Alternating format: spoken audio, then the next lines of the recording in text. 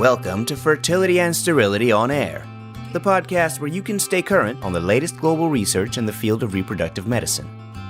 This podcast brings you an overview of this month's journal, in-depth discussion with authors, and other special features. FNS On Air is brought to you by Fertility and Sterility family of journals in conjunction with the American Society for Reproductive Medicine, and is hosted by Dr. Kurt Barnhart, Editor-in-Chief, Dr. Eve Feinberg, Editorial Editor, Dr. Micah Hill, Media Editor, and Dr. Pietro Bortoletto, Interactive Associate-in-Chief. Welcome, everyone, to another episode of Fertility and Sterility on Air. This is for October 2023. We are volume 120, number 4. I'm Micah Hill, the media editor of Fertility and Sterility. We have the whole crew again this month, Pietro, Eve, and Kurt. Good morning to you all. It's great to see you. Good morning. Good morning. You should all see the smile on our faces, looking at each other and all being back together on this Zoom to record this podcast. It's a real treat to be all together virtually. Absolutely. I've missed you all. Missed you guys too. I love it when the whole band's here, and it's exciting because next month, while this is airing, we will be live at ASRM recording podcasts and journal clubs. So we look forward to seeing you all there as well. And I want to introduce our listeners to Dr. Adriana Wong, who is the new producer of Fertility and Sterility on Air. Adriana, say hi to our listeners and tell us a little bit about yourself. Hi, everyone. My name is Adriana Wong, and I'm a first-year REI fellow at the University of Southern California in LA. I grew up in LA originally, so I'm so happy to be back after a detour at the University of Miami for medical school and UC Davis for OB/GYN residency. And I'm so excited to be the new producer of this podcast and to be part of the FNS team. So thank you, everyone, for the warm welcome. I can't wait to meet you all in person at ASRM. Thank you, Adriana, for making us sound good. It's all up to you. Yeah. Adriana was a longtime listener, now gets to see how the sausage gets made behind the scenes. And let me tell you, it is not glamorous work. She makes us look really good. Well, we're happy to have you, and we will be honoring Dr. Michael Simone, who's been producing this podcast for the first 3 years at the ASRM meeting. But we're glad to have you and welcome. So there's a lot of material in the October edition of FNS. We're going to jump right in. The Views and Reviews this month is by editorial editor Peter Schlegel. And as a reproductive urologist, he's talking about sperm quality and how it affects outcomes. And he's brought together a powerhouse group of 4 authors. The first is Dr. Lamb, who talks about semen parameters and their prediction of pregnancy. Dr. Marinaro looking at DNA fragmentation, its interaction with female factors. Dr. Z looking at specifically PLC zeta and its effect, and can we rescue that in the IVF laboratory? And then Dr. Zaninovich, who's an expert on AI, talking about the use of AI and its future potential to help us select sperm. Overall, it's a very interesting article. Or series of articles. I'm always drawn to anything on DNA fragmentation. It's a fascinating area to me that has a lot of potential, but also a lot of risk for abuse as an add-on, I think. And this specific article overviews the evidence that seems on whole, at least from the meta-analyses that are out there, to show that increased DNA fragmentation is associated with poor ART outcomes, including an increased risk of miscarriage and poor blastocyst development. It does seem to be mitigated by younger eggs, so younger, higher quality oocytes seem to have less of an impact with high DNA fragmentation than poor older oocytes. But we don't really have great interventions for it. And so the AUA and ASRM currently don't recommend DNA fragmentation as first-line testing. But this can leave patients in a bind, because if they have one of these bad outcomes and then you go back and test it, they're going to want to know why you didn't test it up front. But part of the problem is we have a negative association, but what do we do about it? Are you going to recommend donor egg to get a younger, healthier egg that can handle that DNA fragmentation? Are you going to recommend a TESI for the guy, so surgery on the testicles to get sperm that's not exposed to the ejaculatory tract and maybe that free radical exposure? Are you going to try vitamins? We know from some of the trials, at least on a population level, that doesn't seem to help. Are you going to do things like shorter ejaculatory intervals? So we have associations, but not good evidence. So I enjoyed that review. I still struggle with what we actually do with that clinically, and hope that people are working on trials to show us that this association can actually turn into an intervention that can benefit patients. Any thoughts on that? Otherwise, I highly recommend that you read that Views and Reviews by Dr. Schlegel. Yeah, Mike, it brings up what we talk to about a lot, which is we all understand it intuitively that it's a problem. Yet we don't seem to have a lot of tools other than offering it so you don't get accused of not offering it. Problem with our field is that there are certain things we have to do, even though we know they don't work very well. And if we just took a step back, could we come up with a better way to figure out who are the men most at risk for having abnormal DNA fragmentation and screen them for abnormal DNA fragmentation? Just doesn't make sense for us to screen everyone across the board, semen analysis and DNA fragmentation results. But what are our thresholds where we really should be digging further and then seeing if that group of men has the biggest opportunity to improve their outcomes with some of these selection methods? Yeah, I would say that's the approach that we commonly use is in those males or in those couples who have poor blastocyst development. Those are the ones where we really start to think about more the impact of DNA fragmentation. As we know that the embryonic genome is activated around day 3, that conversion to blastocyst can often be a sign of poor fragmentation or high fragmentation. And so I think a more targeted and thoughtful approach is warranted, and we often will potentially see an association there. We've had cases where we've had xeroblast development repeatedly and then have gotten testicular sperm and have seen marked improvement. So I think that perhaps in a limited population, you might see better outcomes. And then, Eve, that segues next into our fertile battle, which is one that you put together as an editorial editor. And you seem to have the pulse on hot genetic topics in our field. One you did last year was on PGTP in a fertile battle. And this month you're doing CRISPR and the pros and cons of CRISPR. And you have a very great group of authors. You have Dagan Wells and Kutluk Akte on the pro side, and Nada Kubiavoka and David Keefe on the con side. And overall, both the pros and cons seem to come to the same conclusion. We're probably going to use it. We probably should use it. There's probably benefit, but there's a whole lot of landmines and things we have to be really, really careful of. And you summarize those in your introduction, the off-target effects, potential for mosaicism, which has been reported, and damage not off-target, but even around that specific target. So near-target maybe effects. What was the biggest takeaway that you got from reading these 4 experts? I think when I first started thinking about this fertile battle, I was much more on the con side. I'm like, why would we do this? We have PGT. And I think my biggest takeaway after really thoughtfully thinking about it in a lot of depth is it probably will have wonderful potential, especially in those poor responders where you just don't get enough embryos in order to select the right embryo. And so I think that the field is probably moving in that direction. And I think that it's a powerful tool to affect change, again, in a limited population of patients, but one that I think does carry great potential. So not ready, but we're getting closer. Eve, I'm sorry, I didn't think I followed you. You think it's going to be used in people that have few embryos or people that are used only in use that have a lot of embryos to choose from? No, I actually think in few embryos. So in patients who have a lot of embryos to choose from, you can do PGT, classic PGT. You can transfer an unaffected embryo. But for those patients who are poor responders, I'm coming to mind and thinking of a lot of my BRCA patients who have near ovarian failure or patients who have Fragile X who are poor responders. And all you have is 1 embryo or 2 embryos. And when those embryos return from testing as affected, now we have a tool where we can potentially edit that embryo and eliminate the germline mutation. So in patients who are good responders, PGT is an effective tool to select the best embryo. In patients who are poor responders, where you have 1 embryo and that embryo is affected, then potentially you could use CRISPR on that embryo to edit the single gene disorder. So as a last resort, if you will. Yes. Eve, what surprised me the most was what you said in your intro. There's over 100 clinical trials already registered and ongoing, most of them phase 1, but some even phase 2 and phase 3. I had not stayed up on it enough over the last year or two to realize that there were that many number of trials, in addition to people outside of clinical our trials. Field, right? Not in reproductive medicine, but in the arena of cancer and other specialties. So I think that this is going to become a reality at some point. And I think that, again, the careful, mindful, thoughtful usage of this technology really has powerful potential to change lives. Yeah, but it really is a big debate just to say it out loud, that there's a really big difference between fixing a somatic cell in a human body that's defective and trying to fix an embryo in an embryonic stage with a lot of unknown long-term consequences of that. again, I'm not against the technology. I think it needs to be done and studied and really understood. But I just don't want to make it so simple as like you can fix, X genome and everything else is fine. It really has a long way to go.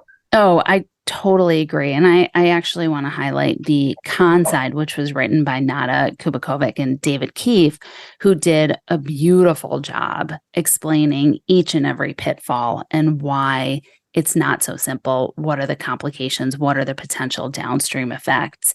And they really outline the challenges to get to that place.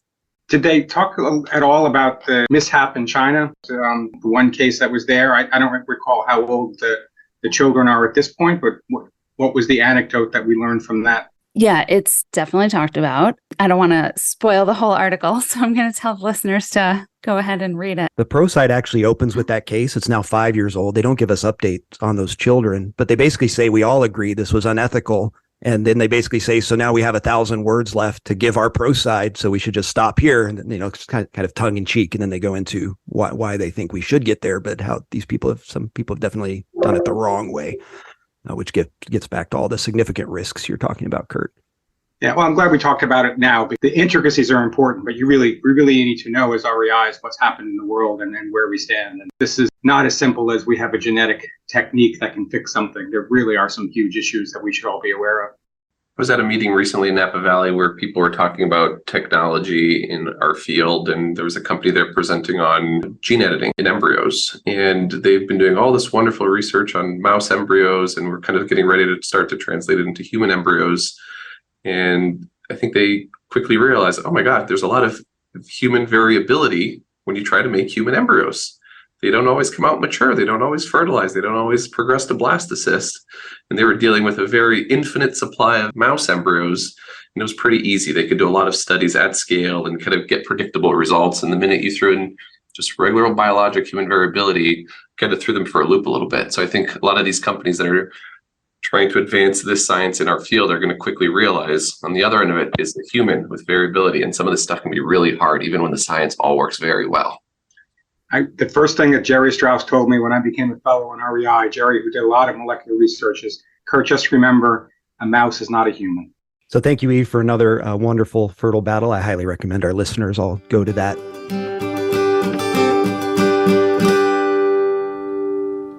I'm going to go a little bit off order here because we have a theme in the journal this month around the future of REI training, which is something that I know is near and dear to everyone on this podcast.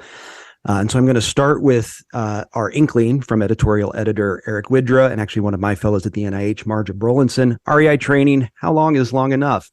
And Eric basically argues that most of the people in his generation trained 2 years. And they obviously feel like they're doing pretty well. They're the leaders in our field. They're leaders academically. They're leaders in private practice and growing the industry as a whole. And so it's interesting when you talk to people who trained under the 2-year model that there's a pretty big disagreement between them. A lot of them feel that going to 3 years has been better, especially because it teaches us to do research, to understand research, and as a whole has probably had a very productive influence on our field that's highly technologically dependent. But Eric argues that 2 years is reasonable to train most people who are going to do ART for their career. Most REIs do mostly ART. I think this is going to be a very controversial view, and we'll get to the white paper here from SREI, ASRM, and SART in just a minute. Then I'll jump to the end of the journal because there's a letter to the editor. So back in the spring, another editorial editor, Nanette Santoro, argued the opposite, that we should not drop to 2 years, and really argues what I talked about. REI is complex. There's embryology, there's genetics, there's all these things that we need to know, including research, and we can't do that well in 2 years. And if we just become, to use a pejorative term, egg suckers, we're doing a disservice to our trainees. This resulted in a letter from Dr. Moniz and Mary from Rejuvenating Fertility Clinic in SUNY Downstate in New York. And they argue the ethical principles support that we should be training more people, mainly to access care and provide more care to more patients. And Dr. Santoro has a reply that uses those same ethical principles to argue the exact opposite. And so it's, again, there's not consensus on this. Pietro, I will set that up as the intro into what you're going to talk to us about, which is the white paper from SREI on the future of REI. Here's your non-traditional article alert. If you're trying to read something really cool and different in fertility and sterility, this is it. This is kind of a paper that comes out of left field, but an important and a timely one. Written by my old residency classmate and groomsman at my wedding, Dr. Eduardo Harriton, who's at the Reproductive Science Center in the Bay Area with senior author Dr. Kate Devine, as well as if you kind of just scan the middle authors, just some luminaries in our field, leaders, program directors, and our very own Micah Hill. We'll tap into at the end here to kind of add his 2 cents. The article is entitled Meeting the U.S. Demand for Fertility Services, Present and Future of REI in the United States. The authors start off plainly stating what the problem is, and there's 3 major things facing our field. 1, there's a suboptimal number of REIs now and in the foreseeable future. There's an inadequate number of embryologists and laboratory scientists.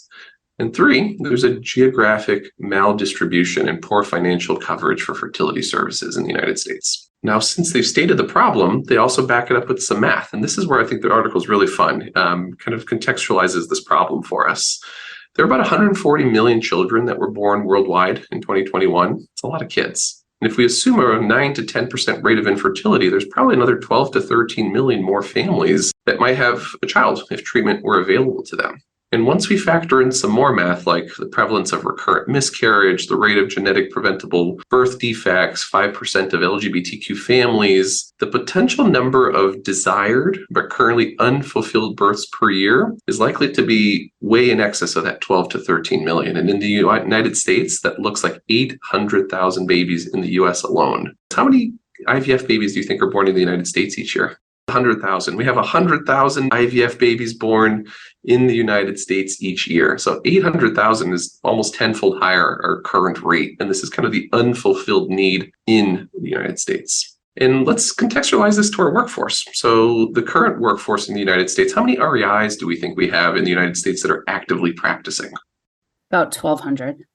It's 1,250. Eve has clearly also read the article. And of those 1,250 practicing REIs in the United States, they're managing right around 290,000 IVF cycles each year, which translates to a pretty small number. It's only 233 cycles per REI annually. And to meet that demand of 800,000 babies that have the potential to be born with our assistance, each REI would have to be managing nearly 1,600 ART cycles unless we increase the workforce or increase ways to get more patients into care in kind of creative and non-unique ways.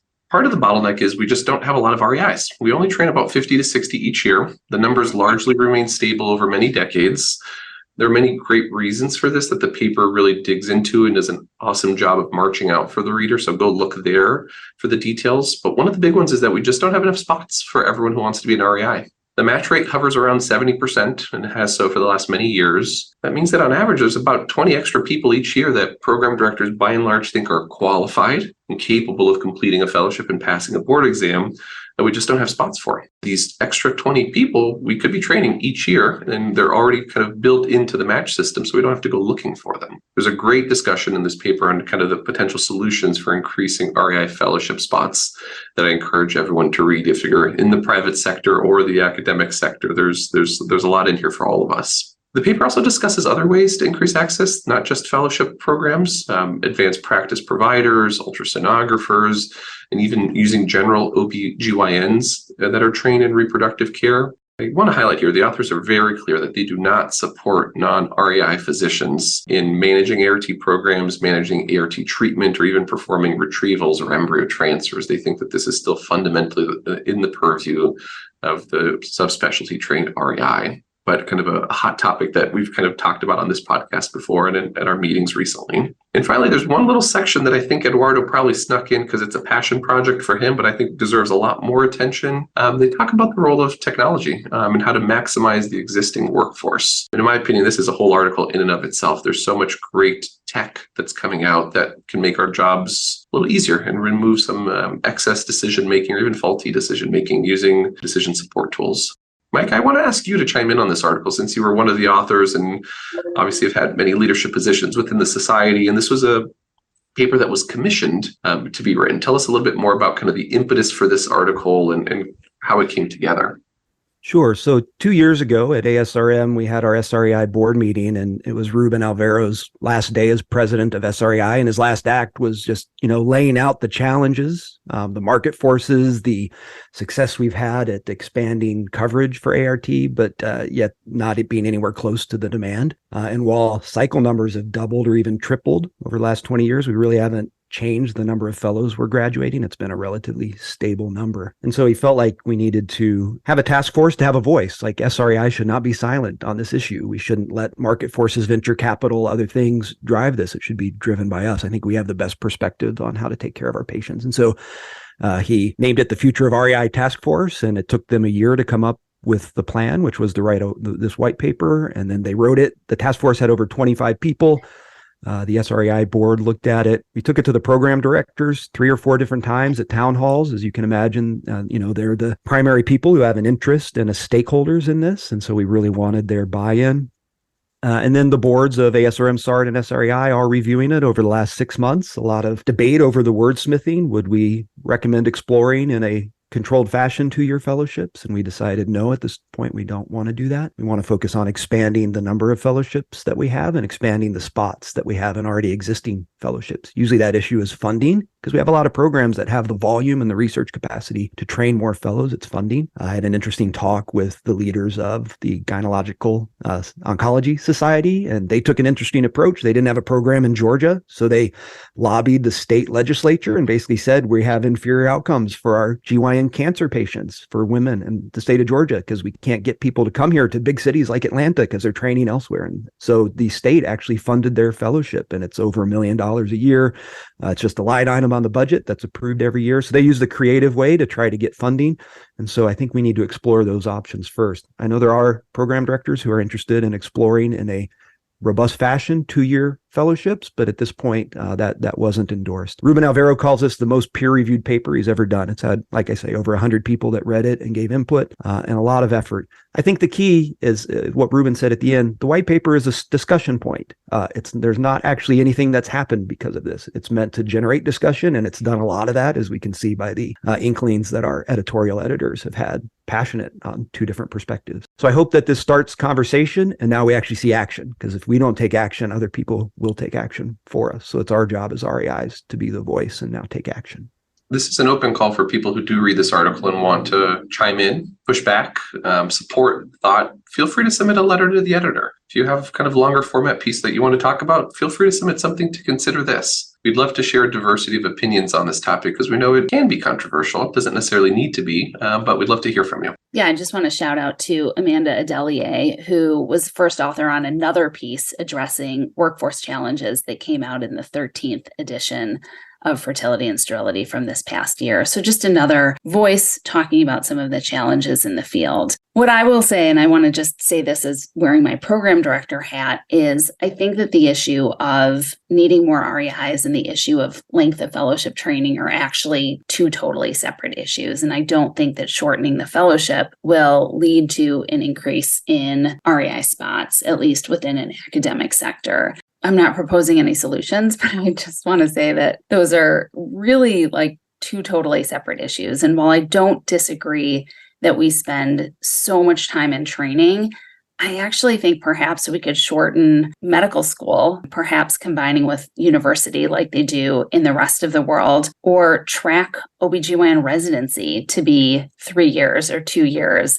But I think that where you're going to spend the rest of your life in this field, which is highly complex and multifactorial and many faceted, I wouldn't want to skimp on that training, but I do think that training in other places can and should be shortened. You can have obstetrics, Eve. I'll give it back to you. I mean, I did 1,000-ish deliveries as a resident. And I think that if there were better tracking for GYN for those of us that are interested in a GYN subspecialty, then you can streamline training at an earlier level. I agree, training is too long. And that's where a lot of my own research on women in medicine, problems of infertility, family building, career trajectories, and all of those I think are problematic, because we are spending so many years in training. But I would argue that these 3 years are the most critical piece of our training and shouldn't be shortened. but yet we can shorten less critical pieces in our training at earlier stages. I can't help but jump in on this debate. Market forces shouldn't be driving what the correct training is. I agree with Eve that they're two different issues. But I would also argue that our REI training is different or should be overhauled. I'm not sure it's too short. I just think it's not in the right areas. And we are far more complex in REI than we are today than we were when I was a fellow.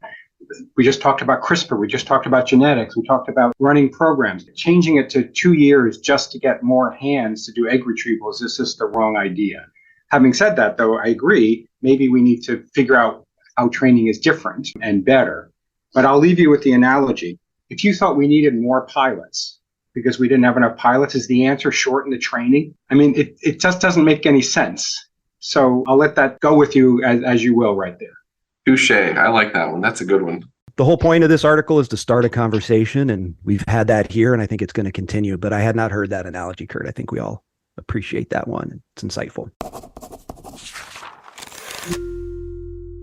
So, Kurt, we're sticking with you. We're going on to the seminal contribution as we get into our first science articles. Tell us about response to anastrazole in men. Yeah, so we started with the theme of male factor with the views and reviews, and I'm glad this paper was put through at this time, and it could be a seminal contribution in FNS. It's a straightforward paper. It'll teach the REIs a lot, and in terms of messaging, and it'll also help the reproductive urologist with some specifics. The paper is called Testosterone and Luteinizing Hormone Predict Semen Parameter Improvement in Infertile Men Treated with Anastrazole. It's by a large group. Brian Nieltz is the first author, and Scott Lundy is the senior author. It's out of Cleveland, Ohio, and UCLA. The idea is that it's a very common problem that we have many men with idiopathic infertility, if you will, a mild change in their sperm parameters where they're defined by WHO as not being normal, but they don't really have anything correctable or abnormal about their physical exam or lab tests. A lot of people now, and this goes back 20, 30 years, I can remember people talking about this, is, can we treat men with anastrazole, just like we do with women, that we can affect the hypothalamic testosterone axis, use the feedback, temporarily block testosterone production, therefore you have a feedback with increased LH and FSH, hopefully driving the process. This is a common treatment. We could debate on how long and when, but this paper basically doesn't say, does it work? It's basically saying, who does it work in? So this is a cohort study of 90 men that are well characterized, and it basically says they were treated pragmatically by their physicians. It's not a standardized dosing protocol, and they basically said who did it work in and who did it not work in, and let's look at those and say what factors predict who there's a response. You start with the hypothesis that they thought low estrogen levels and low gonadotropin levels would be the predictors, and they basically looked at the differences between responders and non-responders. By the way, about half of the men responded, about 47%. And response means that they changed their category on the WHO category up a notch, if you will. Very few people went to normal spermia. It was more of a question of, did you just improve your parameters? By the way, I'm remiss, I had to say this. So the dose was around 3 milligrams a week. It took me a while to figure out what 3 milligrams a week was. So it's basically a constant dose with a lot higher dose than we would give our patients for ovulation induction. And the average treatment was around 90 days. What they found was that there were a couple parameters that were predictive, and we might have guessed them. So the testicular size was predictive. The underlying count was predictive. But the hormones basically boiled down to the lower gonadotropins were better, but the most predictive was the testosterone LH ratio. If that ratio is very high, so basically, it's giving you parameters of saying, not everyone can be treated with anastrazole, but these are the people that can. Some of it was pretty intuitive to me, and some of it was not. The intuitive aspects of it were not everybody works. They didn't prove their hypothesis that it works better in obese men, but that's still a hypothesis because of potential changes in the hypothalamus and pituitary for obese men. And it basically says it works in some people, and let's try to find out who.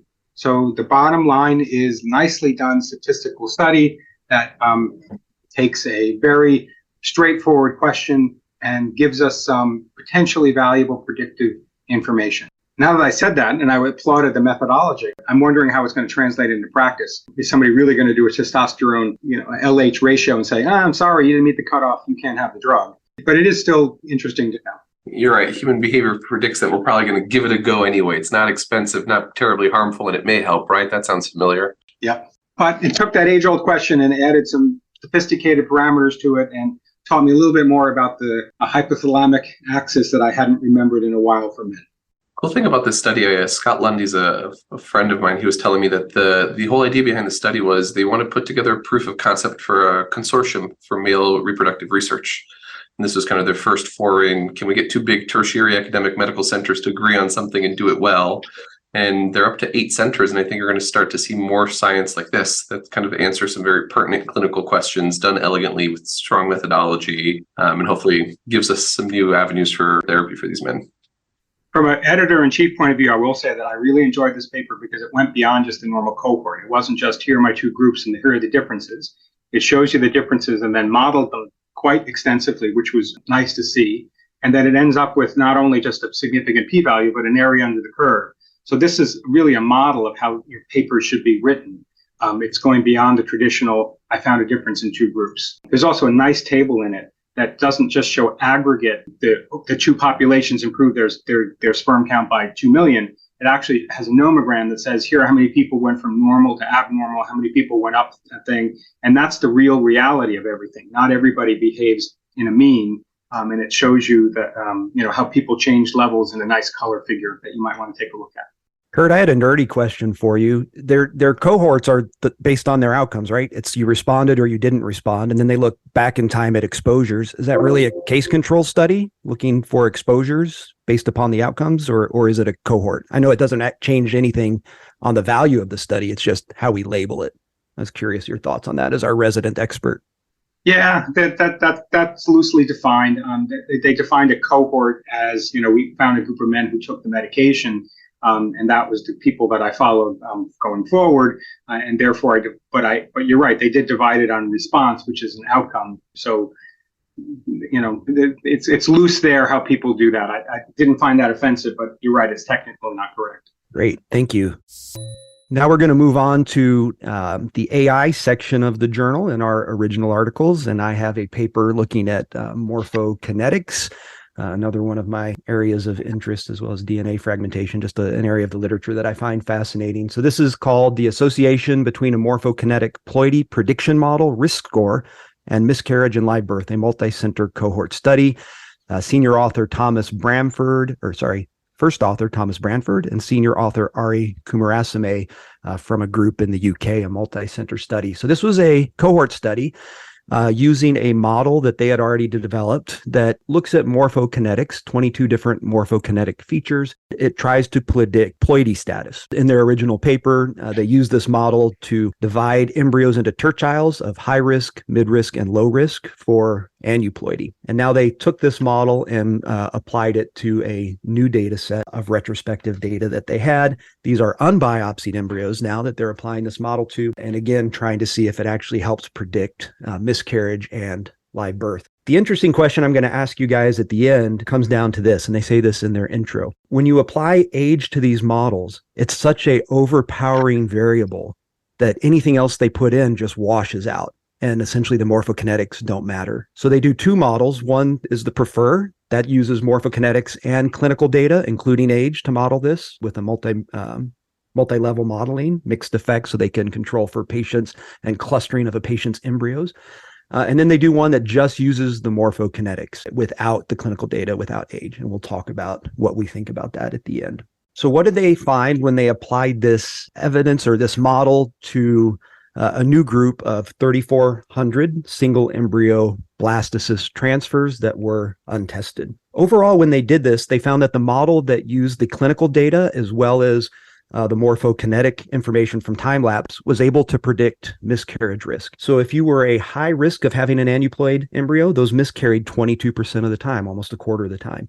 If you were moderate or low risk, it was 14 and 12%, so about half. Live birth was only 34% if the model said you were at a high risk of aneuploidy. It was 49 and 53% in the middle and low risk groups.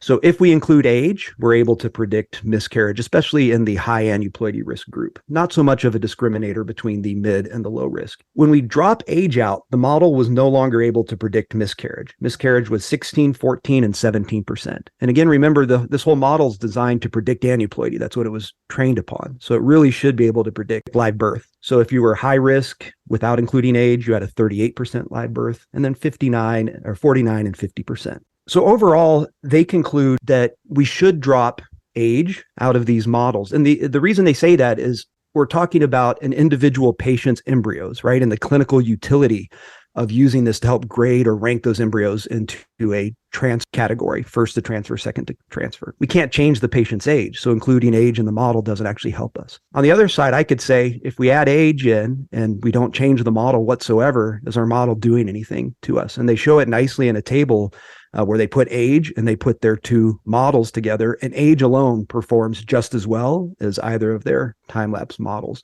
So one could also argue that it's not actually giving us anything additive. So I was curious to this group's response to that. Is this showing that we should drop age out of these models and maybe there is some value to using morphokinetics to try to predict ploidy, or is it just showing us it's a wash? It's almost a coin flip and just patient age alone is enough? What I hear you saying, Micah, is that aneuploidy is not correlated with morphology. So really what they're saying is age predicts miscarriage or aneuploidy and therefore miscarriage. And independent of that, looking at the embryo really doesn't help us. Yeah, and their first study did show that it was correlated, that the model was correlated with aneuploidy. But now in this validation study, you're right, it's essentially almost saying it's not. And Which is why we do validation studies, right? Exactly. Yeah, I was going to say, I think where I struggle with this is, and we've been saying this all along, that implantation, you have aneuploid embryos that implant, and you have aneuploid embryos that go on to deliver at term, and you have aneuploid embryos that make it beyond the second trimester. And so, yes, some aneuploid embryos don't implant and some stop growing and developing early, but to think that you can look at an embryo in the 6, 7, 8 cell stage and predict aneuploidy, I'm just not certain that we're looking at the right thing. And I think that this validation study really sort of lends credence to that age, and I say this again and again, like age is queen, and age is really going to predict aneuploidy more so than you can look at morphokinetics. I understand that if you're looking at it on an embryo by embryo basis and you have a large cohort of euploid embryos that have been tested, that maybe morphokinetics might help you to select the best embryo of that cohort, but that is not what this study says or what this study shows. Micah, how much of this do you think is the kind of the newer understanding that not every euploid embryo is created equal, and euploid embryos coming from 42-year-olds are not as good as euploid embryos coming from 32-year-olds and 22-year-olds? Curious your thoughts. We've seen some papers on this recently, and euploidy doesn't trump age. Age is queen, I think, to Eve's point. Yeah, it's a great question, Pedro. I certainly do think that the recent evidence shows us that euploid success does drop with age. It's not as big as untested drop in success with age, but it still is there. How much that affects this model, I'm not sure. I hadn't thought about it from that perspective. That's a good question. Yeah. Another way of saying that is Eve's age is queen. Isn't that age is queen only because of aneuploidy? Age is queen for lots of reasons, right? So admittedly, aneuploidy is probably the driver, but you can't discount, you can't make a woman younger, as we often say in the clinic, right? The mitochondria. Right. Yeah, I mean, I think it's to go, and we reviewed this just a few podcasts ago, and I think it's more subtle, right? So we still saw sustained implantation rates of over 50% in the older patients compared to, I think it was 55%. So the drop is real, but it's subtle. Aneuploidy is certainly the largest contributing factor, but organelles, mitochondria, other cellular machinery really also impacts that sustained implantation rate. But again, with this paper, I mean, what they're showing is that you really can't predict sustained implantation, ongoing pregnancy, and miscarriage by looking at morphokinetics. And I think if you think about the biologic plausibility of it, it makes perfect sense because we wouldn't have aneuploid embryos that continue to grow and develop if that were true. If you don't mind, I want to take this article in another direction for just a second. This was a really well done, large scale study. Really pleased that it was published in Fertility and Sterility, and we can find the time to talk about it. But it also shows us what it means to validate AI generated models. It's I'm not saying it's bad science to be the first to generate a model in the subject, but it's just not sure that's the truth until you put it into real world and validate it again. So while we can debate and have debated on whether Fertility and Sterility should only publish the validation studies or whether we should publish the first model ever created, the point is the first model has value, but isn't always worked out to be true. And we sometimes jump on that first information as truth, gospel. We don't hear the second part. There's an axiom in statistics or actually in social media, that you remember the first thing you hear and you don't want to be corrected. So everyone thinks that morphokinetics is an AI generated solvable problem, whereas this paper is telling us the opposite. Probably this paper is going to get a lot less press than the first model that said, I can predict which embryos result in success. So anyway, that's just my pontification that we obviously need both scientific approaches, but I hope that people read this one also. Yeah, and I think it speaks to a point that came up in discussion just the other day in terms of what do we want to publish? And I think that this is a really good example of what we want to publish. We want not just the model has been developed and here's the algorithm and here's the secret formula that we came up with, but they took it a step further and they said, not only did we develop this algorithm, but now we're going to work with 9 clinics across the UK, look at thousands of patients, and we're going to test that same algorithm to see if it actually works. And so it really is that validation piece of it, which I think is what makes it such an excellent study.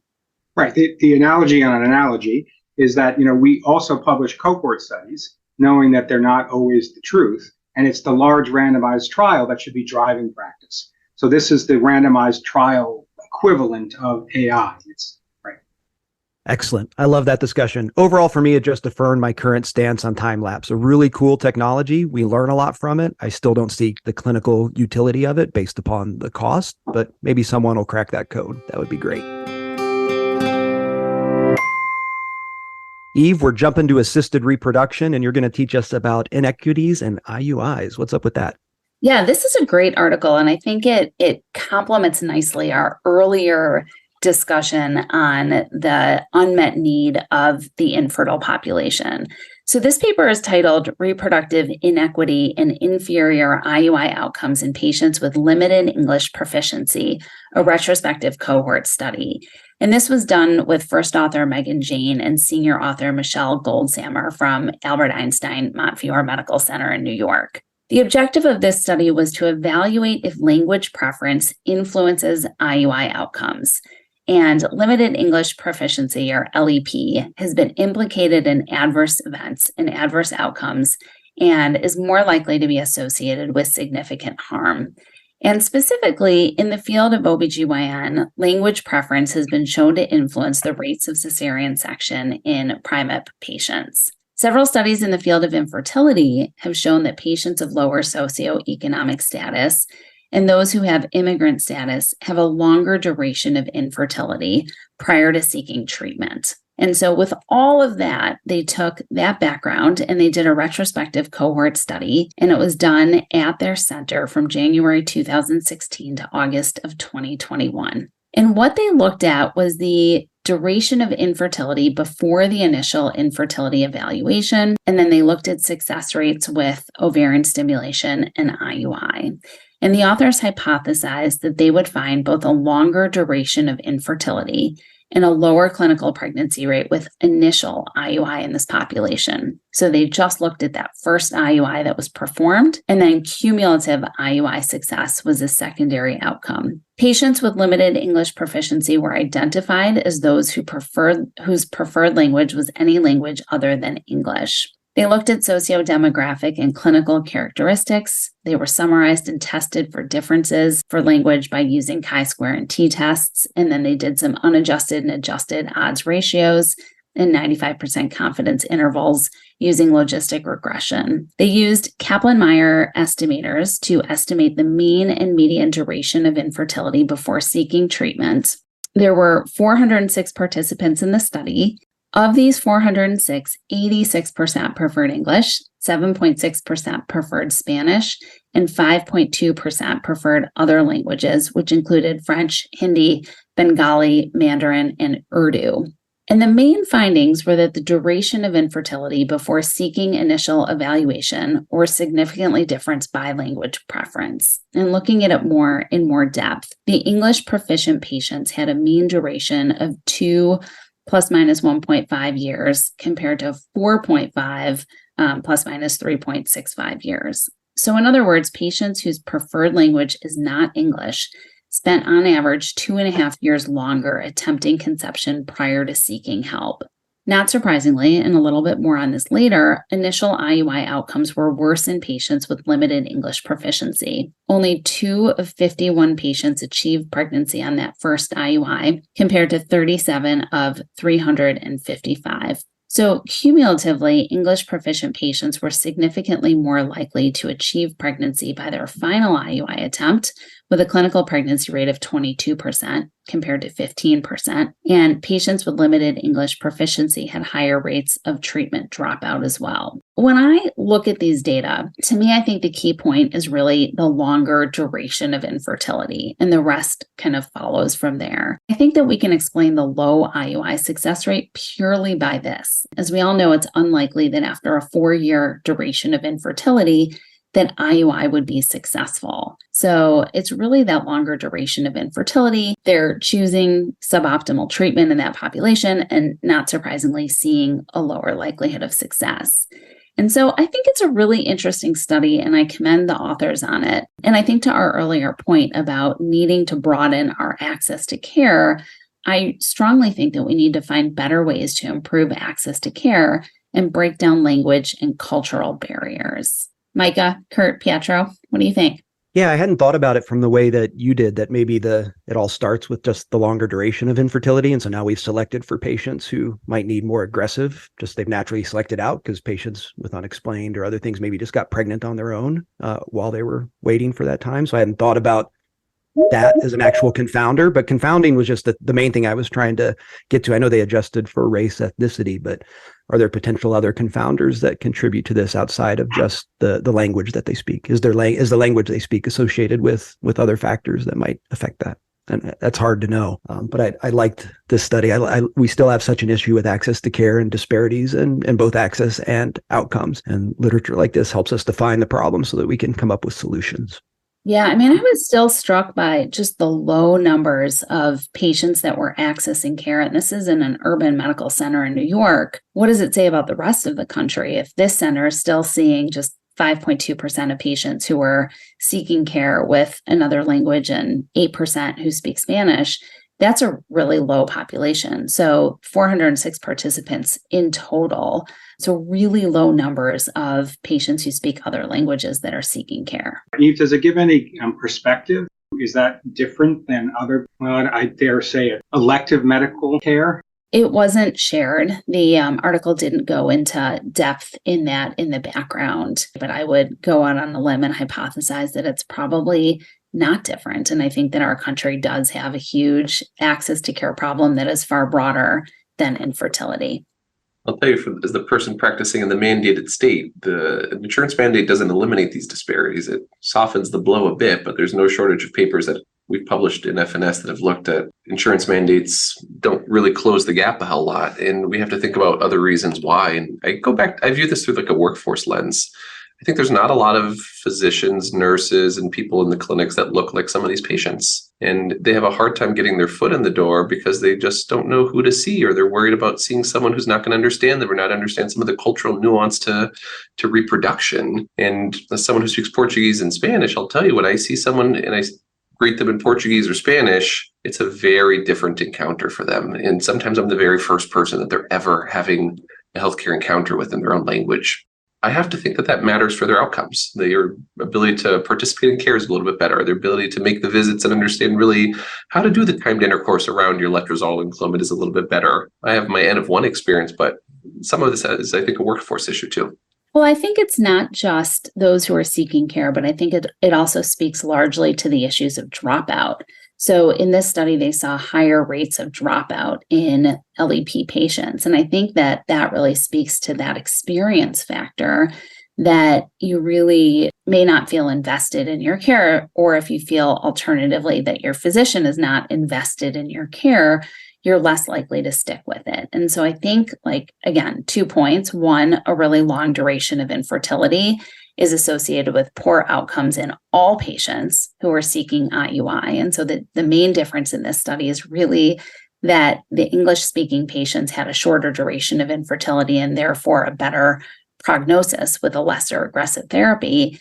And then the second is that IUI and all fertility treatment success is cumulative. And so the more you pursue care and the more cycles you ultimately end up doing, the higher your likelihood of success. And so if you have a higher dropout rate, then you're going to have a lower cumulative success rate. And so I think that by increasing access to care and increasing engagement to care, we're going to be able to better serve different populations. And I actually feel like this may be a wonderful application when we talk about technology, as some of these language interpreters and perhaps the ability to generate patient education materials in different languages will become easier with more AI-generated software.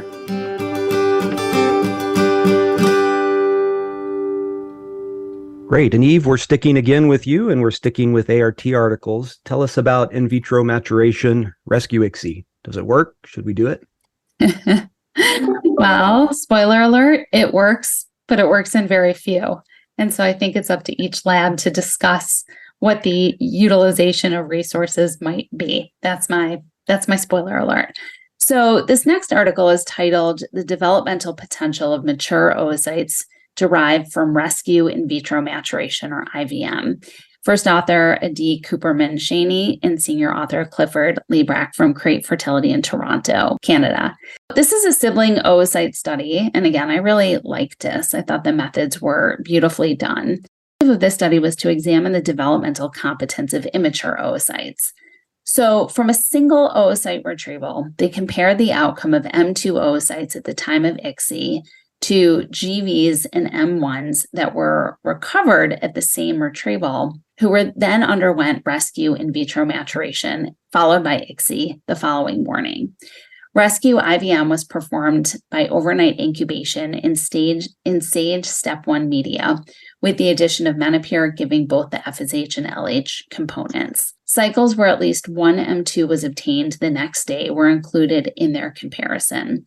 And the main outcome measures they looked at were fertilization rate, cleavage rate, blastulation rate, ploidy after PGT, morphokinetic parameters, and pregnancy outcomes. The mean age of patients in this study group was 37, plus minus 4 years.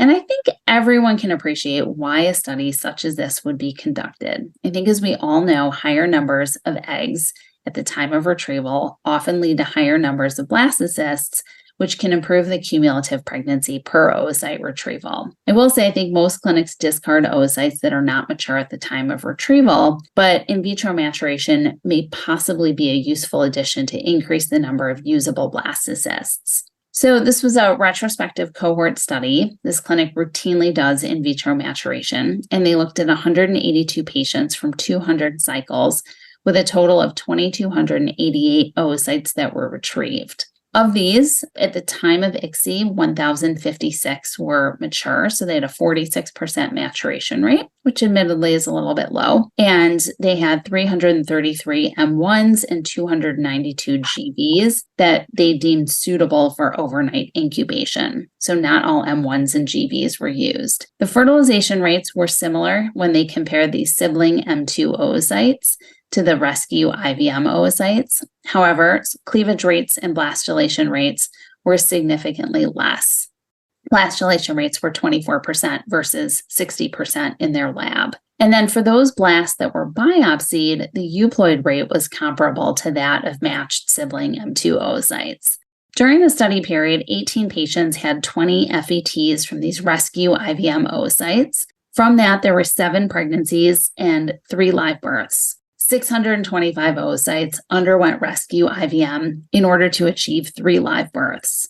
So I think back to my spoiler alert on utilization. I think it's a really interesting study. And I think in an ideal world, we should be doing everything possible to maximize the live birth outcomes from a single retrieval cycle. However, practically speaking, I think we have to ask the question of whether this is good utilization of embryology time. I know we had looked at this with our own data as we had formerly incubated M1s overnight. And ultimately, we abandoned the practice as we had very few live births over a 10-year period of doing this. But for those patients who did have a live birth, this technology was incredibly important. And I personally had a patient in our practice who was one of the very few who had a live birth after failing multiple cycles at multiple centers. So I do understand the tremendous potential of this. But as we talk about increasing demand placed on our embryologists, the need for more embryologists, the need for more cycles, I think it really brings to light the question of the demand being placed on our embryologists, and is this a good utilization of resources? Micah, Pietro, Kurt, what do you think? I really like your spin about, is this good for our lab? Does this make sense for our patients? I think that's a really thoughtful way to approach some of these technologies that we want to work, and we want to work at scale, but really work for so few patients. Could we be better utilizing those embryologists for more patients to improve outcomes elsewhere? This is an argument that's gone on for a long time. Should we spend a lot of resources for incremental gains for a small amount of people when those resources could be spent on about the people we just said before, helping a lot more people with disparities or getting actually good prognosis into IVF that need it? Our field tends to focus on the technology and not the access to care. That's big debate, political debates, a lot of debate, but this is an example of the former. How much energy is it really worth it to help with one other pregnancy?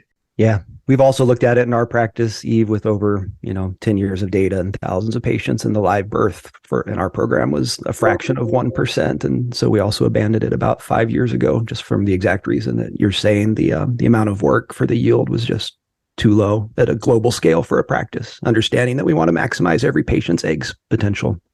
And by the way, I'm not arguing utilitarianism that we should give up the bad prognosis patient for only the good ones. I'm just saying that there's a debate about resources and time and energy that has to be had. I mean, every patient should deserve the best treatment they can get. But in this case, we've been struggling with this technology for a while, and it just really hasn't seemed to pan out.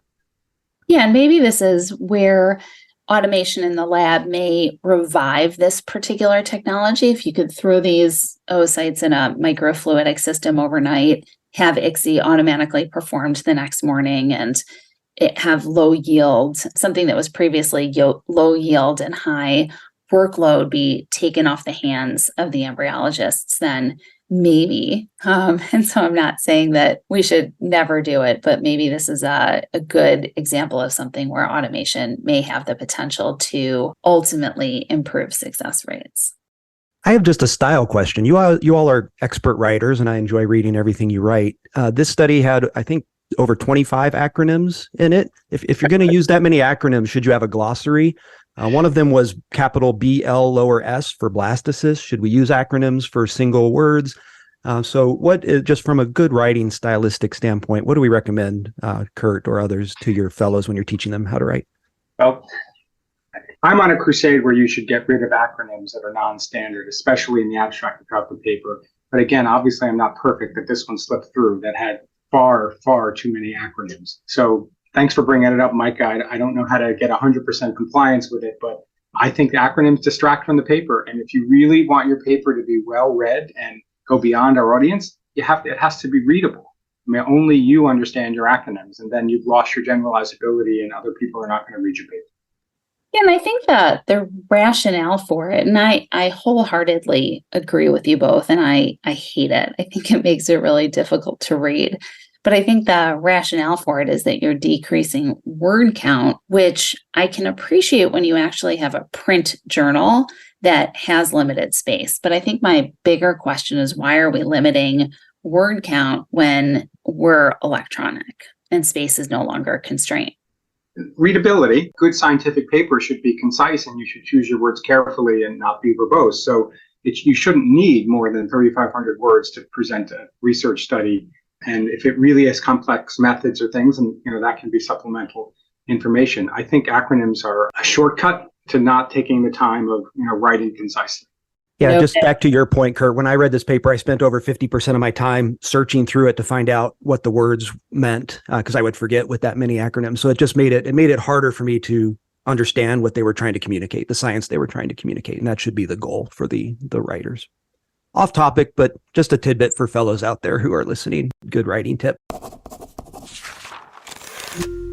Pietro, we're moving on to our last one. We're going to talk about a research letter and trends in infertility in the U.S. Thanks, Micah. And a plug for readers who are hearing this word research letter and wondering what this format is. This is a newer format in fertility and sterility that allows people with kind of one or two salient findings that they've presented maybe at a meeting in an abstract form and are trying to get a paper published, but don't have kind of the meat and bones for a full, expansive 3,500 word paper.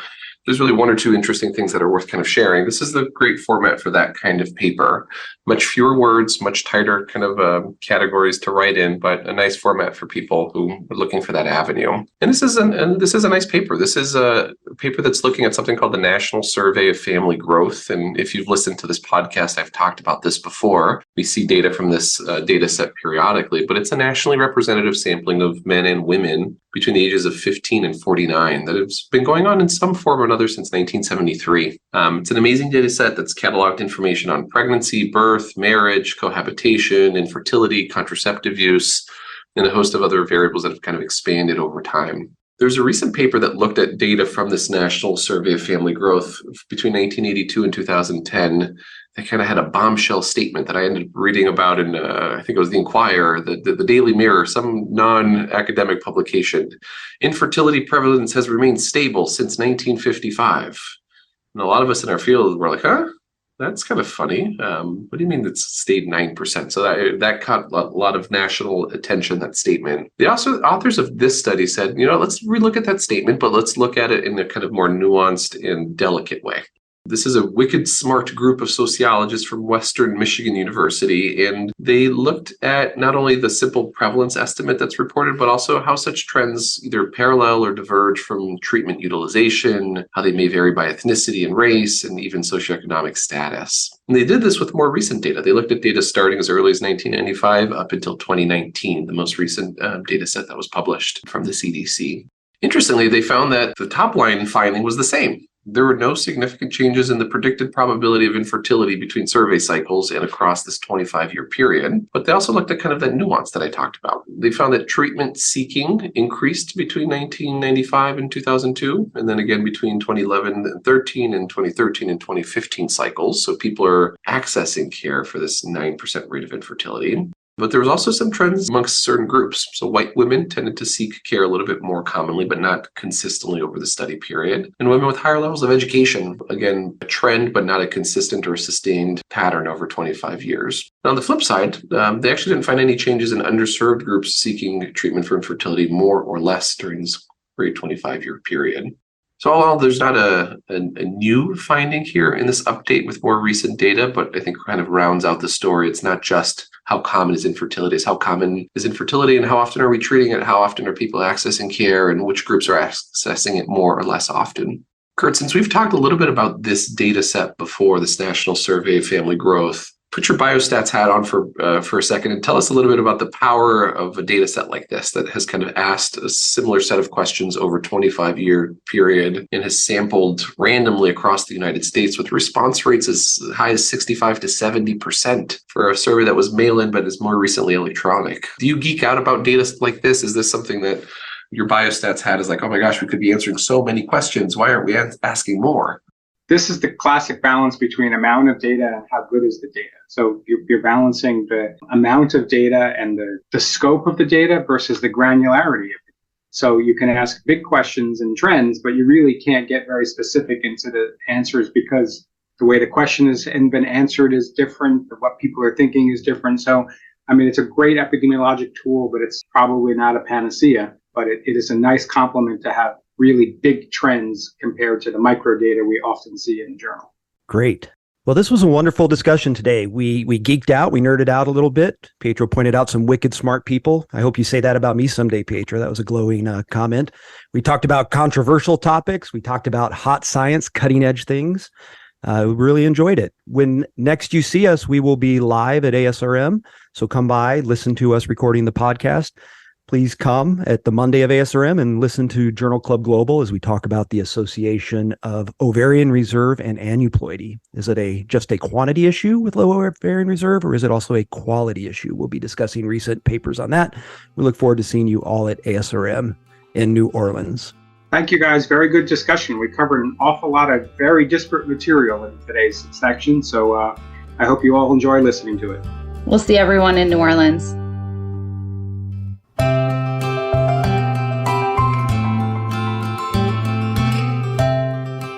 This concludes our episode of Fertility and Sterility on Air, brought to you by Fertility and Sterility in conjunction with the American Society for Reproductive Medicine. This episode was produced by Dr. Michael Simoni and Dr. Molly Cornfield. This podcast was developed by Fertility and Sterility and the American Society for Reproductive Medicine as an educational resource and service to its members and other practicing clinicians. While the podcast reflects the views of the authors and the hosts, it is not intended to be the only approved standard of practice or to direct an exclusive course of treatment. The opinions expressed are those of the discussants and do not reflect Fertility and Sterility or the American Society for Reproductive Medicine.